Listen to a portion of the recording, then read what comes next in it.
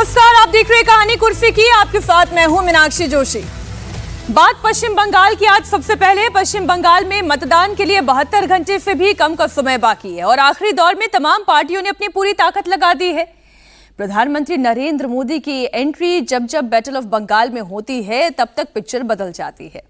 प्रधानमंत्री नरेंद्र मोदी एक तरफ तो ममता बनर्जी सरकार पर जबरदस्त हमलावर होते हैं, तो वहीं दूसरी तरफ पीपल कनेक्ट के लिए उनके स्टाइल की वजह से चुनावी सरगर्मियां और बढ़ जाती हैं। पीएम मोदी लगातार ममता सरकार को निर्मम सरकार कह रहे हैं, टीएमसी के सिंडिकेट का जिक्र कर रहे हैं, ममता राज में बंगाली अस्मिता पर खतरे की दुहाई भी दे रहे हैं। कुल मिलाकर पीएम मोदी ने बंगाल चुनाव का टेम्पो हाई रखा है। अब पीएम मोदी ने बंगाल में टीएमसी को लेकर एक नया दावा किया। पीएम मोदी ने कहा कि इस बार बंगाल के कई जिले ऐसे रहने वाले हैं जहां टीएमसी का खाता भी नहीं खुलने का। मैं बंगाल में जहां जहां गया हूं, इस बार मैं दावे से कहता हूं, ये पत्रकार भी मेरा दावा लिख ले, मैं बंगाल की जनता को कहता हूं, मेरे राजनीतिक अनुभव के आधार पर कहता हूं, इस बार बंगाल में बीजेपी की सरकार बनना पक्का है।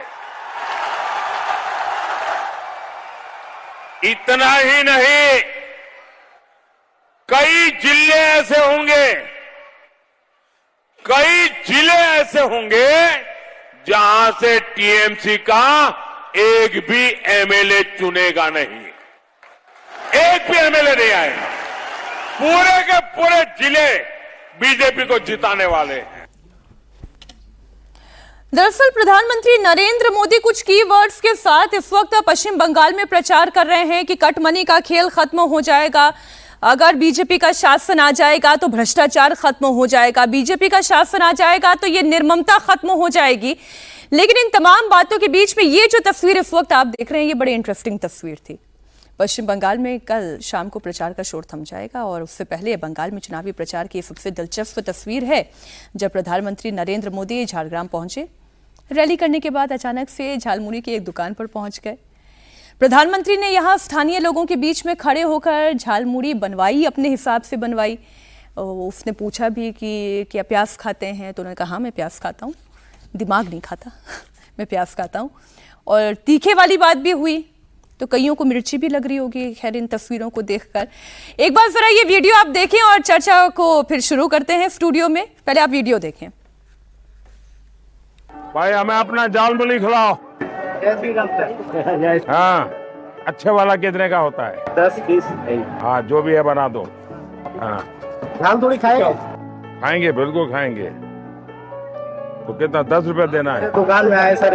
हाँ, 10 रुपए देना है। नहीं भाई, ऐसा नहीं।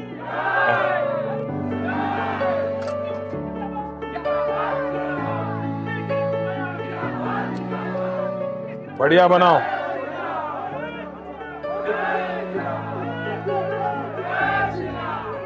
प्याज खाते हैं आप? हाँ, प्याज खाते हैं? आप प्याज खाते हैं,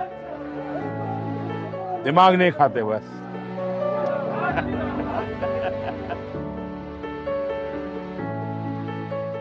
हम तो ये आपका पुरानी चीजें खाने आए हैं।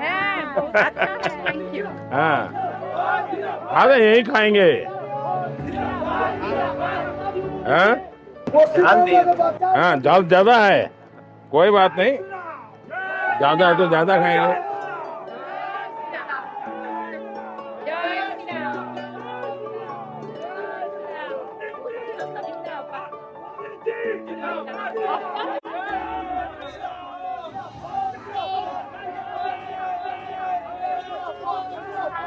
बढ़िया बनाए।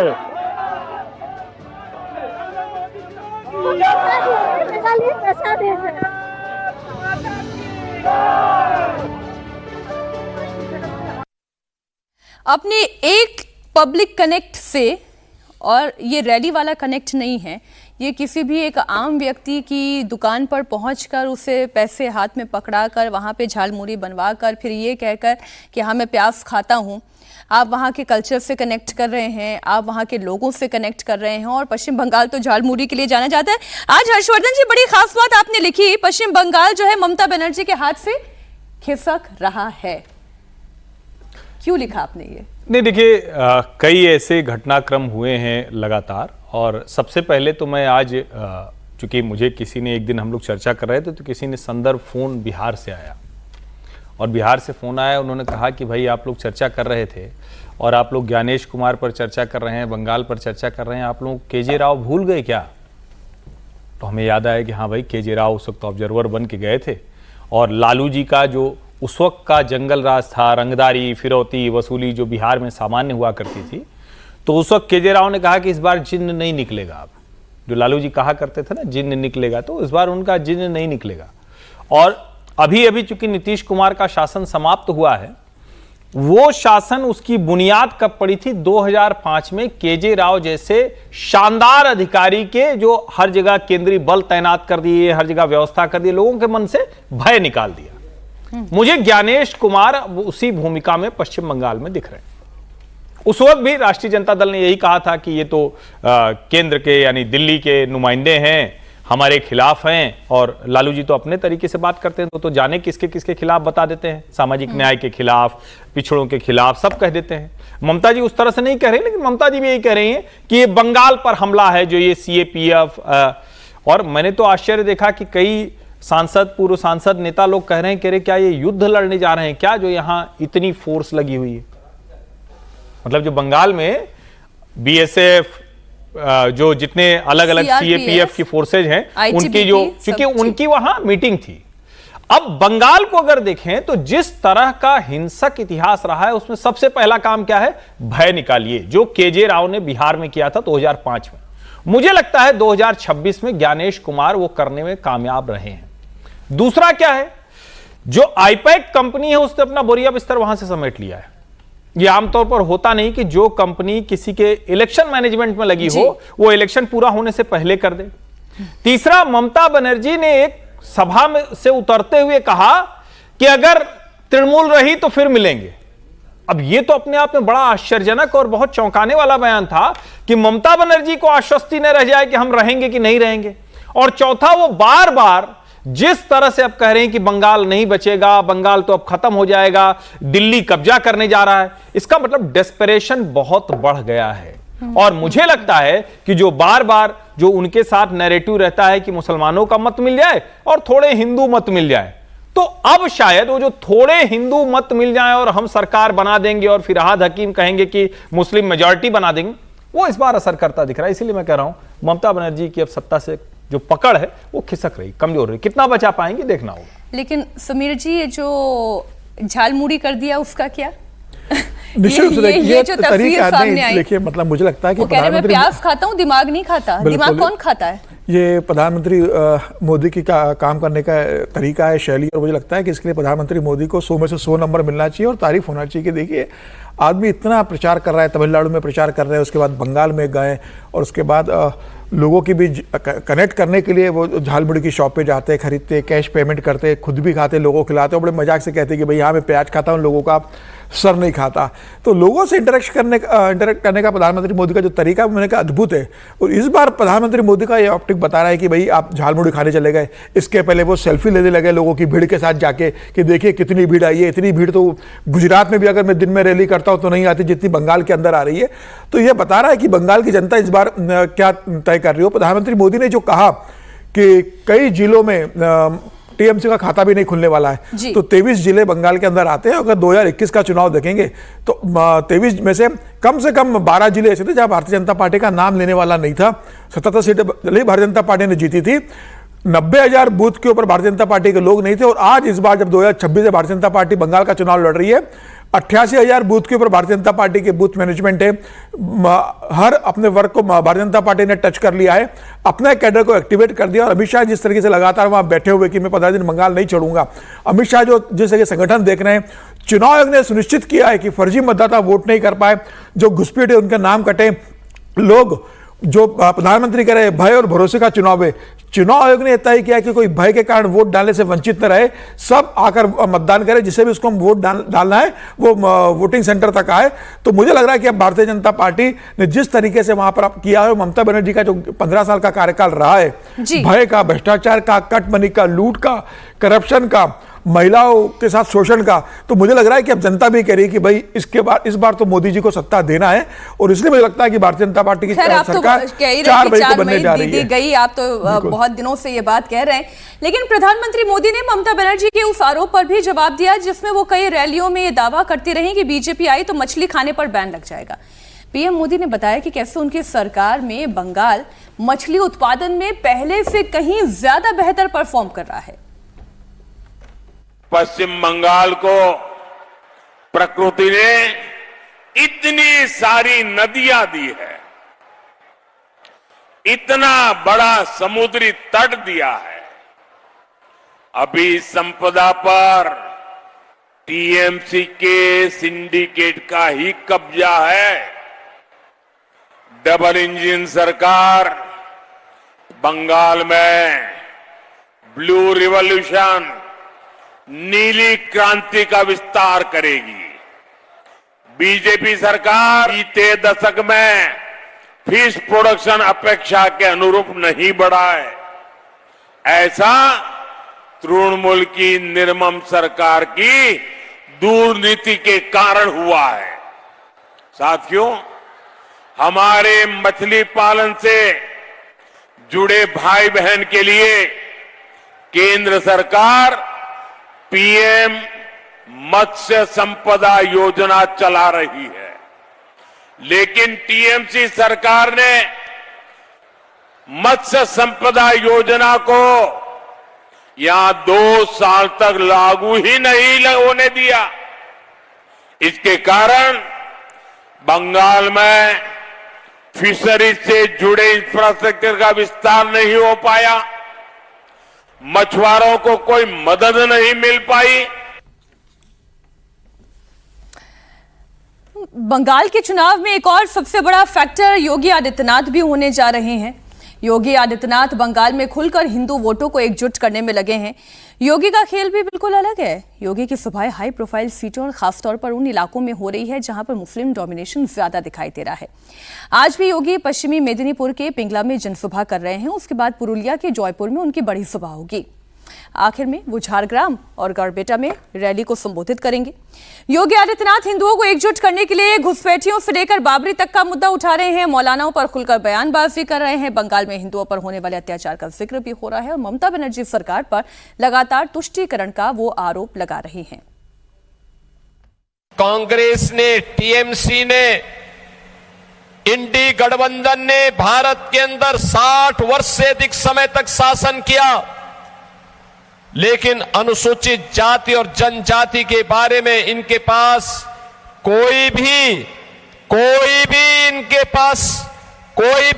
पास अपना कोई एजेंडा नहीं था। इन लोगों ने जनजाति के बारे में, अनुसूचित जाति के बारे में कभी नहीं सोचा, लेकिन ये लोग बाबा साहब डॉक्टर भीमराव अंबेडकर का अपमान करते हैं। ये लोग राष्ट्रपति के बंगाल आगमन के दौरान प्रोटोकॉल का उल्लंघन करके उन्हें अपमानित करने का काम करते हैं।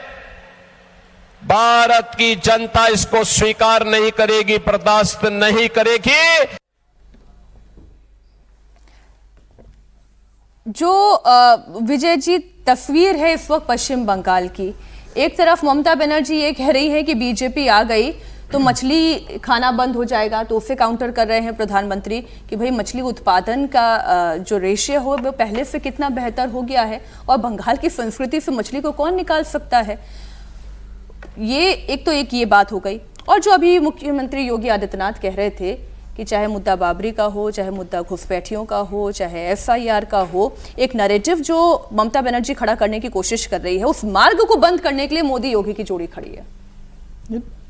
जैसे दिल्ली में तो मौसम की वजह से गर्मी बढ़ रही है, बंगाल में राजनीति की वजह से गर्मी बढ़ रही है। पॉलिटिकल जो हीट है ना वो लगातार वहाँ पर बढ़ती जा रही है। और अब तो चुनाव का पहला चरण जब है पूरा होने वाला है, 72 घंटे बाद वहाँ पर 23 तारीख को चुनाव है, तो सब लोग अपनी कोशिश कर रहे हैं। भारतीय जनता पार्टी लगातार अपने ताकत को बढ़ाने में लगी हुई है। प्रधानमंत्री उसका एक कोर फोर्स है जो अपने तरीके से बात करते हैं।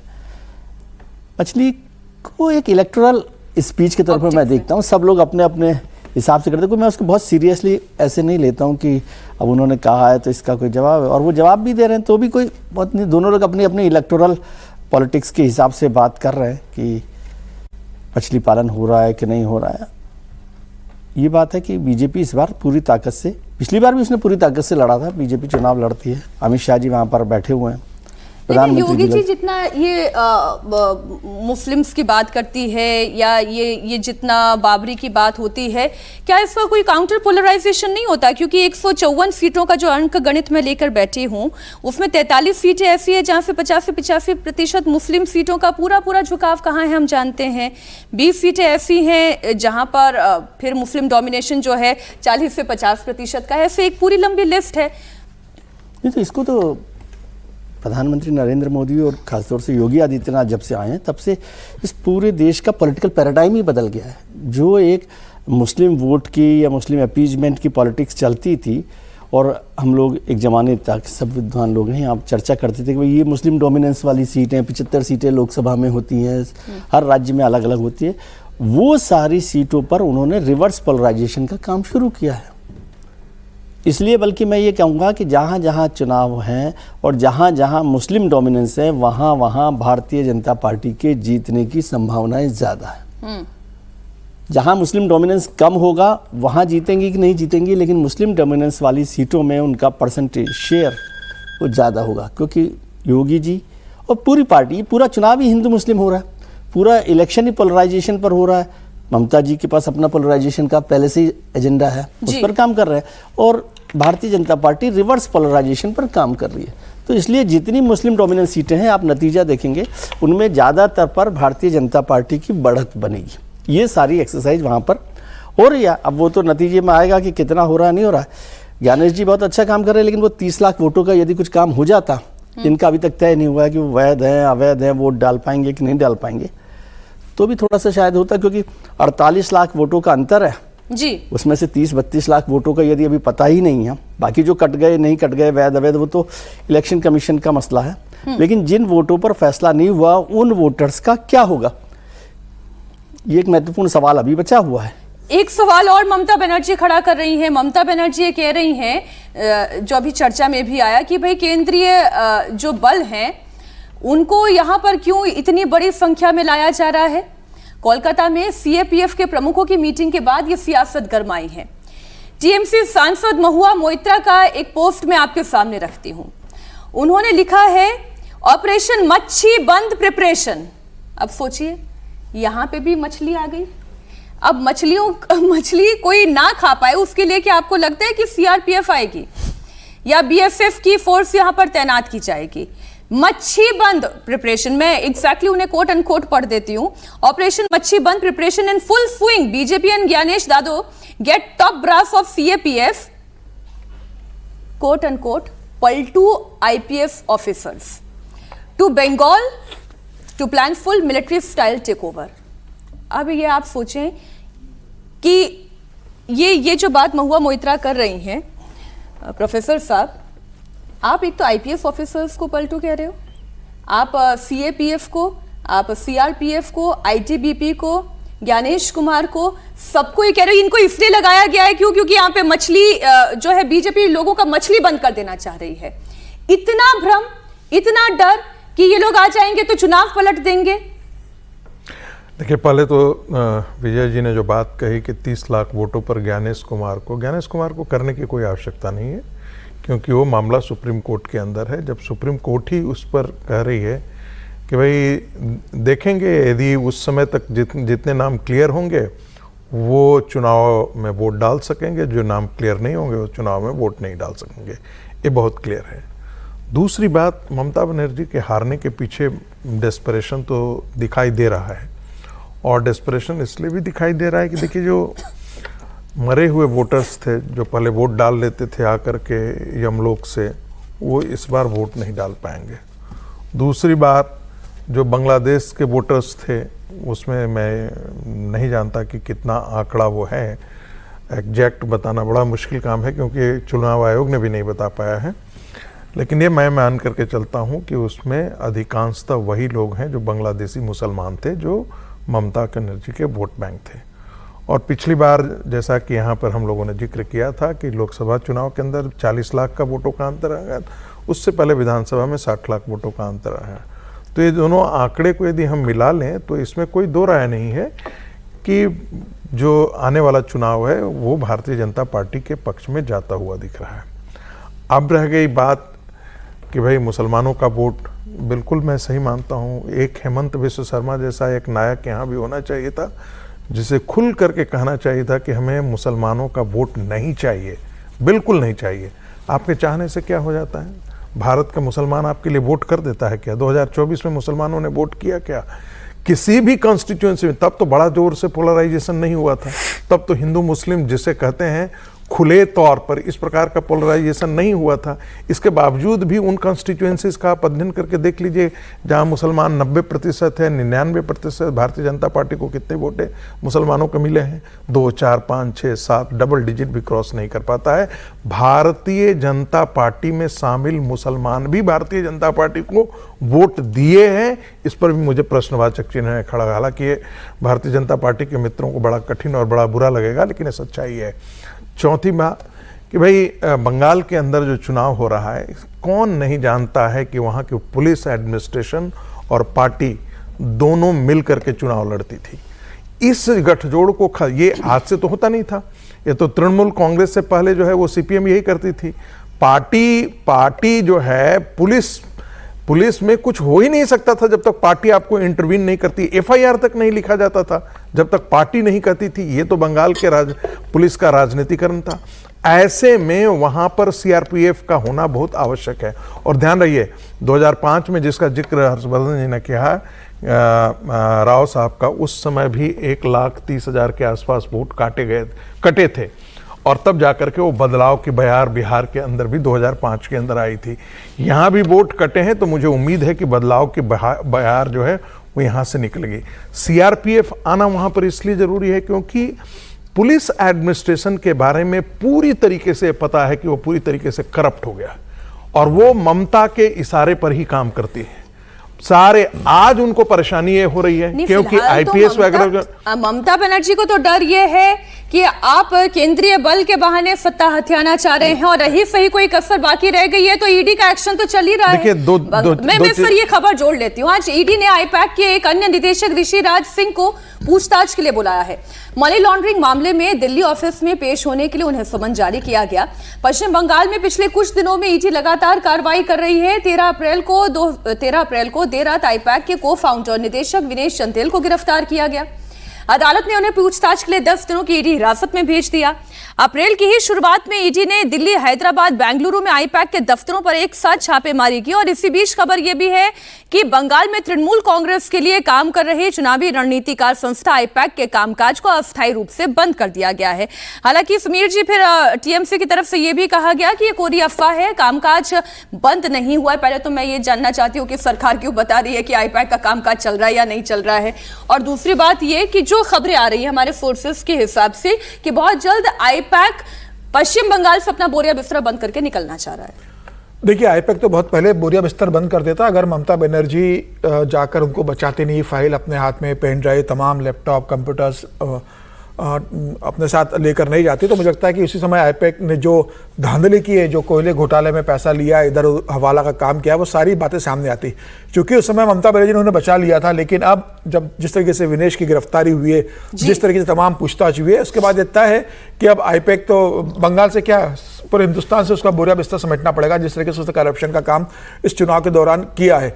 और मुझे लगता है कि ममता बनर्जी को भी यह सबक मिलना चाहिए कि किस तरीके से केंद्रीय एजेंसी के काम में आपने दखल दिया। सुप्रीम कोर्ट ने उसे बहुत तक टिप्पणी की थी, लेकिन ममता बनर्जी के खिलाफ न एफआईआर दर्ज हुई, न ममता बनर्जी के खिलाफ कोई कठोर कार्रवाई हुई, न केंद्र सरकार ने उस समय कोई इंटरवेंशन कर राज्य सरकार को बर्खास्त करने जैसा कदम उठाया। मुझे लग रहा है ममता बनर्जी पे भी कोई कार्रवाई होना चाहिए। लेकिन मुझे लगता है कि जिस तरीके से ईडी अब कार्रवाई कर रही है, होना भी चाहिए था। चुनाव आयोग ने लगातार वहां पर जिस तरीके से काम किया, ईडी को अगर लग रहा है तो ईडी को यह मान लेना कि चुनाव के समय ईडी सक्रिय होती है। भाई ईडी तो बहुत पहले चली गई थी, ममता बनर्जी के कारण वो काम नहीं कर पाई थी।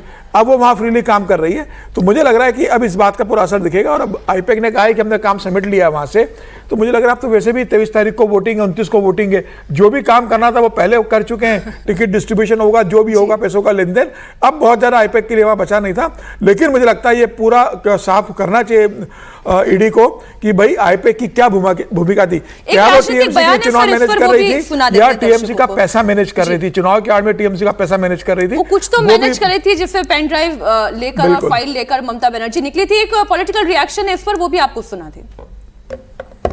ईडी साल भर काम करती है, पूरा देश में जहां भ्रष्टाचार है वहां उनका छापामारी इंक्वायरी चलता है। और बंगाल अभी भ्रष्टाचार में सर्वोपरि सर्वोच्च स्तर पर है। बहुत सारे नेता, दूसरे व्यवसायी इसमें लिप्त हैं, तो उनका इंक्वायरी चलेगा। वो कहे किसी का पार्टी का हो, कुछ भी हो, किसी को छूट नहीं मिलेगा। ये हर्षवर्धन जी, दीदी का चुनाव फंस गया है? ये देखिए, इसमें तो कहीं कोई संदेह है नहीं कि पश्चिम बंगाल का चुनाव, और मैंने इससे पहले की टिप्पणी में 2005 का संदर्भ दिया था। अब एक और संदर्भ है जो बंगाल से ही आता है, और वो संदर्भ है जब कम्युनिस्ट अजेय लगने लगे थे तो 2011 में इन्हीं ममता बनर्जी ने सत्ता पलट दी थी। तब भी ये कहा जाता था कि सवाल ही नहीं उठता, कम्युनिस्ट हैं, उनका तो अपना एक वोट बैंक है, भद्रलोक है, मुस्लिम है, सब मिलकर कहां कोई जीत पाएगा। उन्होंने तो वो लैंड रिफॉर्म भी किया था, जो पहली सरकार आई थी कम्युनिस्टों की, उसमें तो वो भी किया था, उन्होंने सब कुछ किया था। लेकिन ममता बनर्जी ने जो सिंडिकेट था, जो क्लब था, जो हिंसा थी, उसके खिलाफ वो लड़ाई लड़ ली। उसी को ममता जी ने अडॉप्ट कर लिया, गोद ले लिया, उसी को उसी में आत्मसात कर लिया। अब वही वाली लड़ाई भारतीय जनता पार्टी लड़ रही है।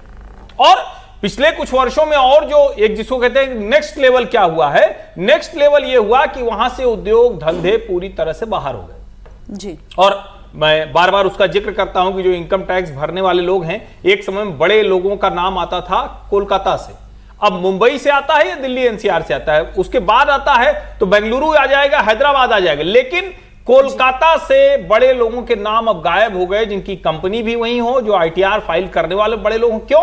क्योंकि कंपनियां बंद होती चली गई। और उसकी सबसे बड़ी वजह ये, वहां जिस तरह का सिंडिकेट कल्चर है, क्लब कल्चर है, पार्टी और गुंडागर्दी वो एक साथ मिल गई है, उसका जो नुकसान है वो ममता बनर्जी को उठाना पड़ सकता है।